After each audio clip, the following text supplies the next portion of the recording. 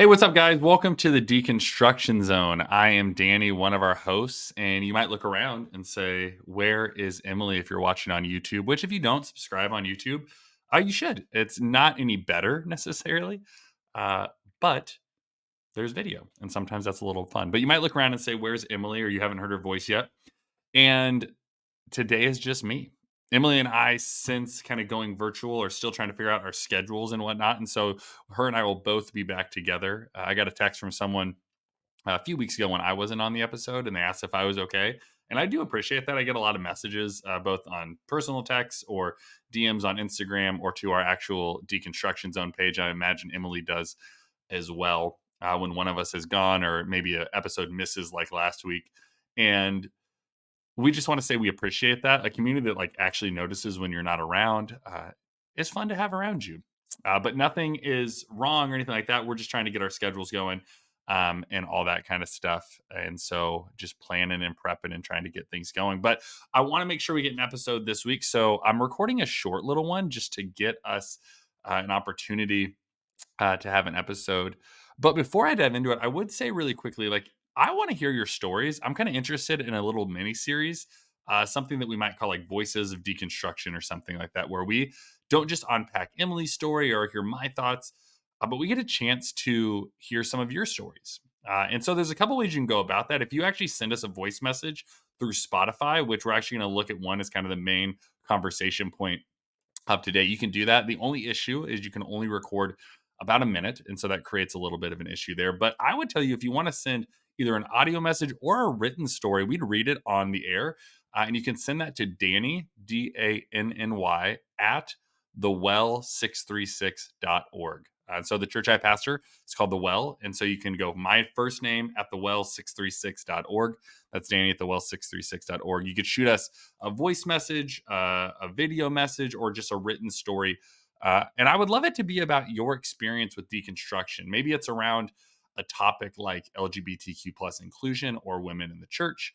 Maybe it's about biblical inerrancy. Maybe it's just about stepping in for the first time. I don't know what that would be, but we would love a chance just to hear those and maybe unpack them on the air because what we have found through this journey is though all of us have unique stories, there's other people that share little bits and pieces of our stories, and hearing those and elevating those not only helps us feel not alone, but it helps us kind of workshop a way forward, not alone, but together. And so, before I get into the voice message we have for today, I will say I was actually texting with a friend of mine and talking about like beliefs and stuff. They have a kid; they're trying to get plugged into youth group. They're getting ready to go into high school, and wondering like, is this group going to be fit with my ideals? Maybe you're someone that's looking for the kind of same thing. Like, I wonder how you guys go about that. Like, thinking, am I going to put my kid into a church or a youth group, or an organization that maybe doesn't believe the same thing that I do? Because I think that creates a tension. Like maybe they're egalitarian, meaning they think women and men are created both equally and can be in leadership and different roles, share that function. But maybe you're going into a place that's complementarian, like women only serve to complement or serve men. Like I wonder how people navigate that kind of stuff. And for myself, I use the analogy of like a movie.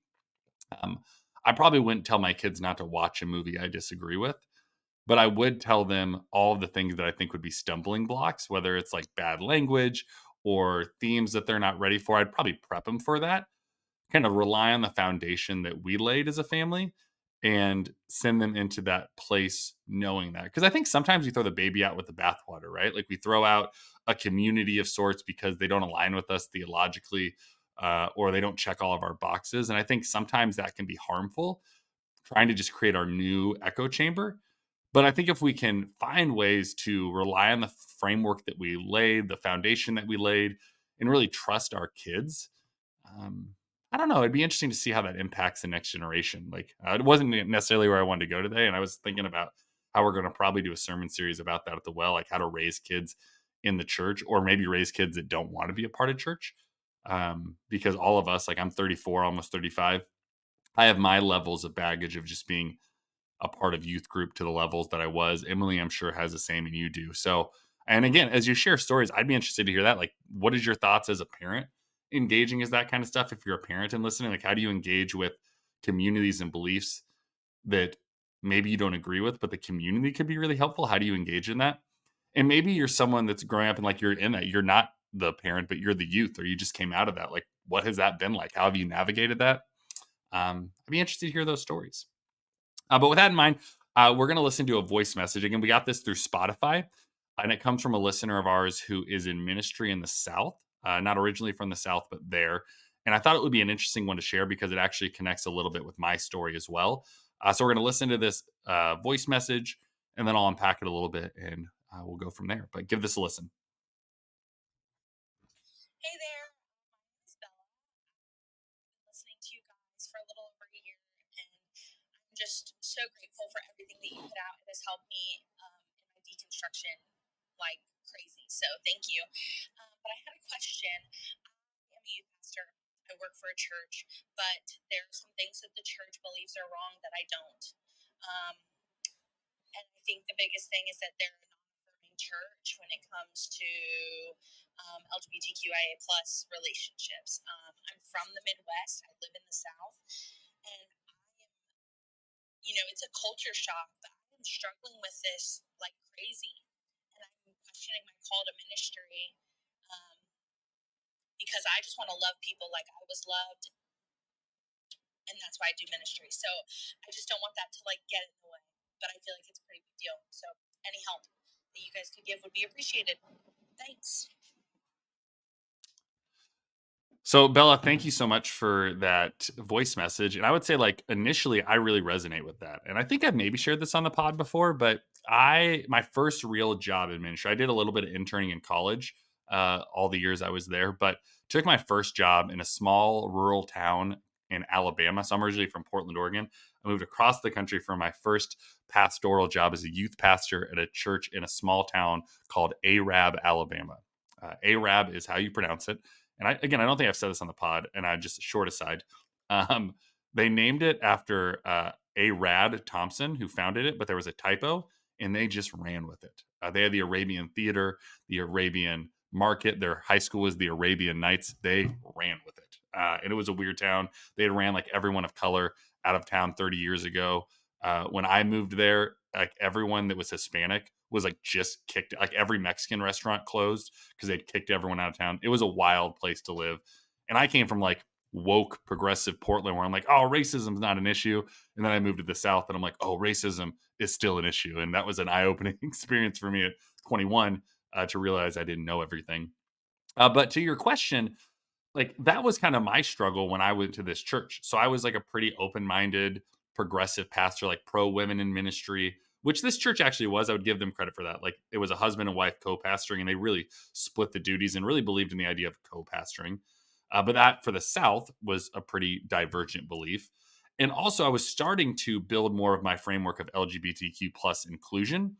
Uh, and those two things, plus my desire to like just reach kids that didn't want to go to church, put me really in tension with the church. I ended up leaving after 10 months because the board of directors or the elders called me in and they're like, hey, we want you to stop preaching about inclusion. Don't quote Rob Bell in any more sermons. Please don't do that. And also, one of the things that really struck me is like I was interested in engaging the kids that weren't in church, and we went from like 3 kids to 60 kids in like 6 months. And they had said like we really need you to focus on the kids that were already here. Don't focus on the outsider, the non-church people. Like we want to focus on the church people.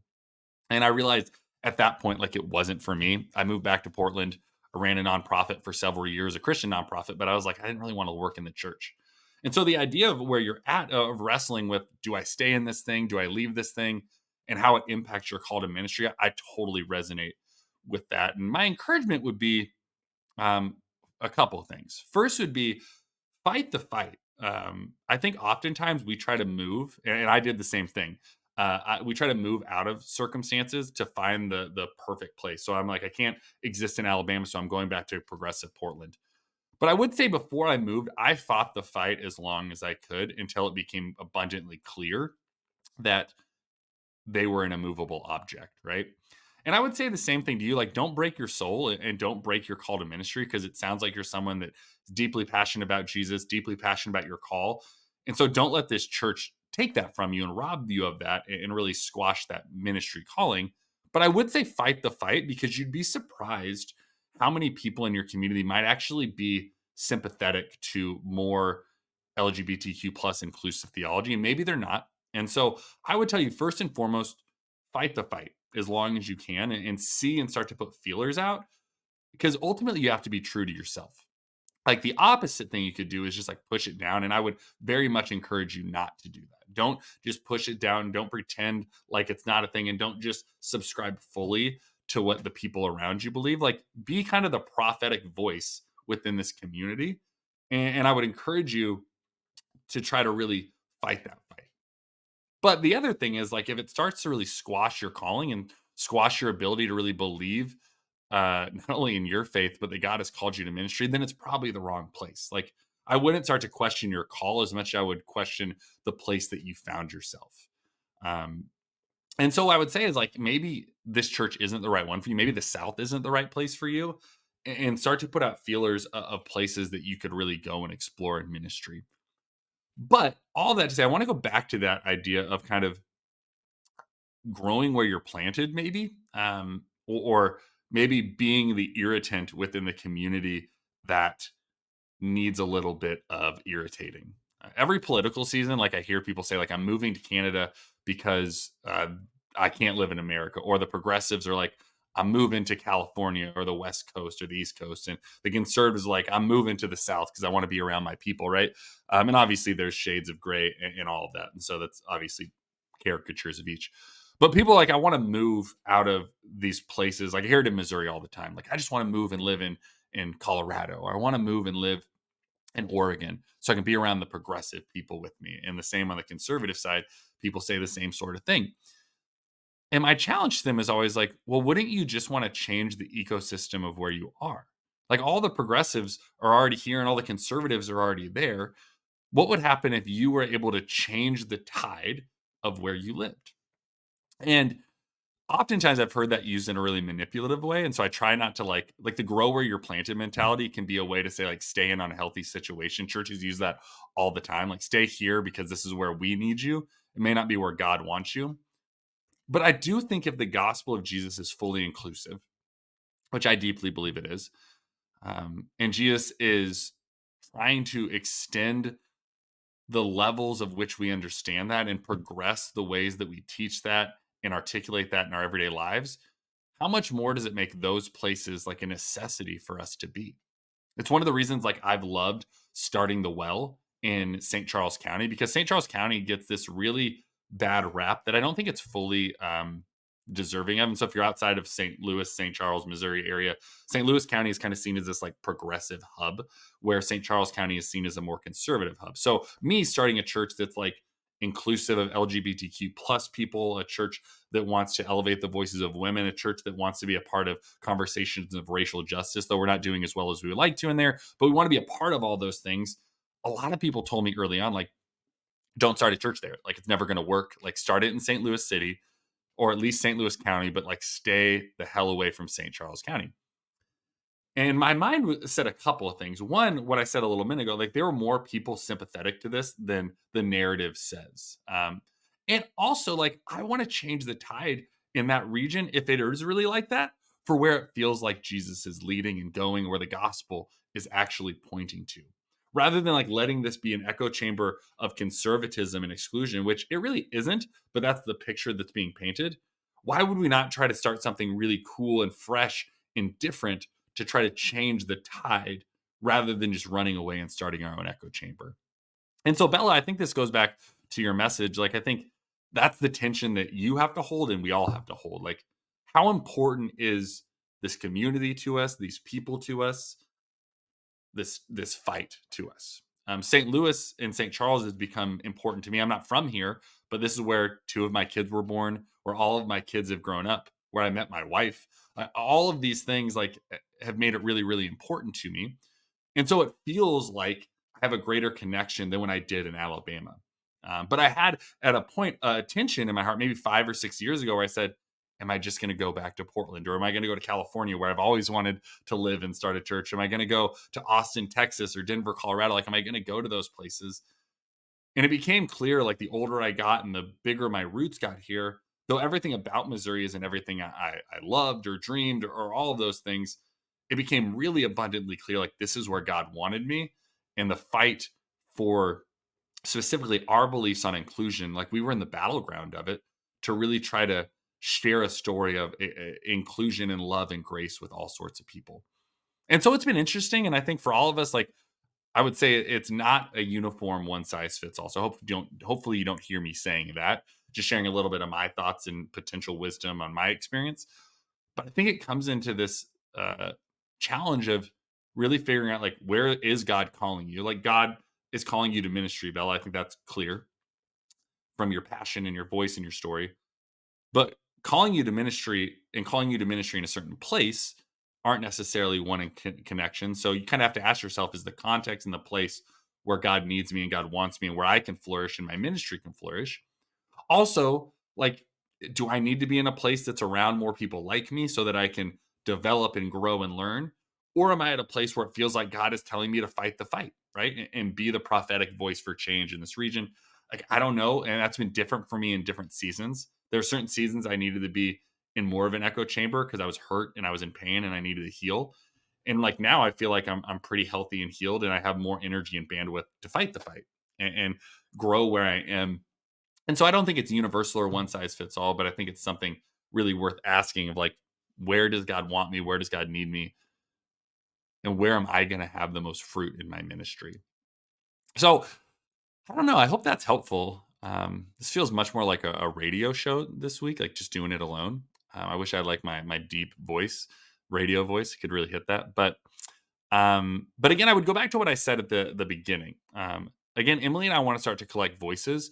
We're gonna try to like put a neat bow on her story, and I know we've kind of like did her story and we hit some topics. We really want to go back to that and kind of go back to our true north for the next several episodes and really land that plane, so to speak.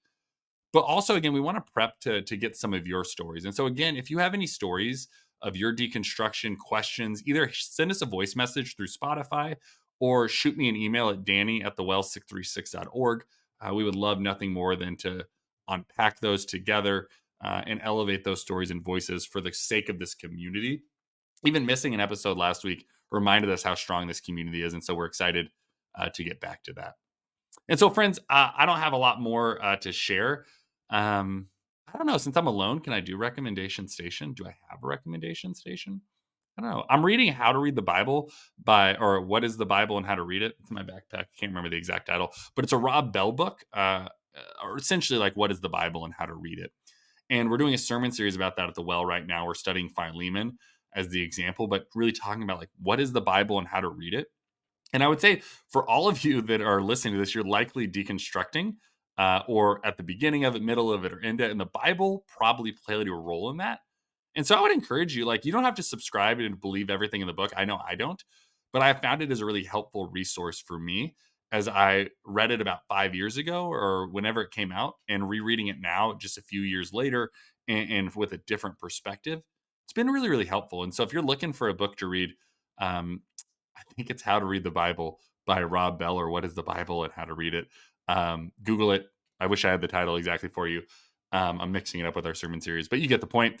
And maybe go listen to our sermon series. I thought last week's message was actually really good. Not to toot my own horn, but I thought the combination of conversation we had in the congregation, as well as the stuff we discussed and stuff that didn't even make it into the message that I got to have conversations with other people, kind of showed me like this is a topic that our congregation is really interested in diving into. And so for me, it was a lot of fun, and I hope was for them, and maybe might be for you. But friends, thanks again for joining me. Solo episode, I know a little bit weird, but I'm appreciative that you would join me for this. And I'm going to try it alone. I'm going to see if I can do this thing alone. Friends, embrace the journey.